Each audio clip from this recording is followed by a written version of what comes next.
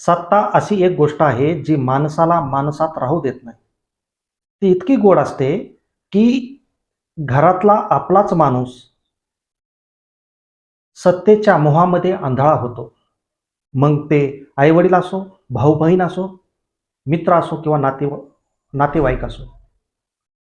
सगळं काही क्षणामध्ये फिकं पडतं. कारण सत्तेला भावना नसतात. त्याच्यात फक्त आणि फक्त फायदा दिसतो. हेच उद्धव ठाकरे आणि राज ठाकरे यांच्या युतीमध्ये होताना दिसत आहे. यांचं राजकारण एका वळणावरती येऊन थांबलं आणि तेव्हा त्यांना लक्षात आलं, की बाबा आपल्याला दुसरा पर्याय नाही. म्हणून त्यांनी हातमिळवणी केली आणि त्यांच्या दोघांची युती झाली. आम्ही दोघे भाऊ-भाऊ एकत्र राहू आणि एकत्र सत्ता काबीज करू.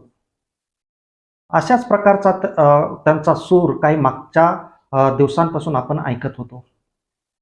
सत्ता त्यांना मिळवता आली नाही, पण आता त्यांच्या दोघांमधला भ्रम हळू-हळू कमी व्हायला लागलेत. कारण सत्ता माणसाला काहीही करायला भाग पाडू शकते.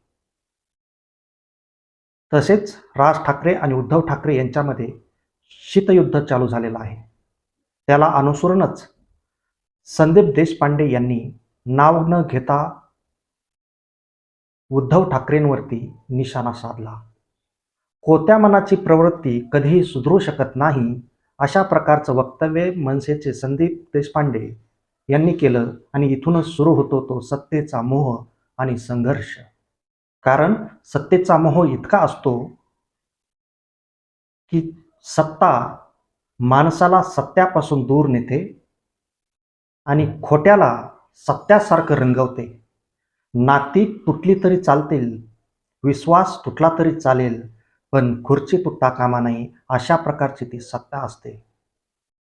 उद्धव ठाकरे आणि राज ठाकरे यांच्यामध्ये एकमेकांना आदर्श अशा प्रकारचा व्यवहार आपल्याला काही दिवसापूर्वी दिसला, पण कृतीत मात्र स्वार्थ दिसत आहे. तोंडावरती जनतेचा विकास बोलतात, आतून मात्र खुर्चीची चिंता लागलेली आहे. पण एक गोष्ट मात्र आपण इथे लक्षात घेतली पाहिजे, त्यांची युती राहील किंवा नाही राहणार हे ते ठरवतील. पण एक गोष्ट आपण कायमची लक्षात ठेवली पाहिजे, सत्ता कायमची नसते, पण चुकीच्या निर्णयाचे परिणाम हे कायमचे असतात आणि ते दूरगामी परिणाम जनतेवर सुद्धा होतात. धन्यवाद.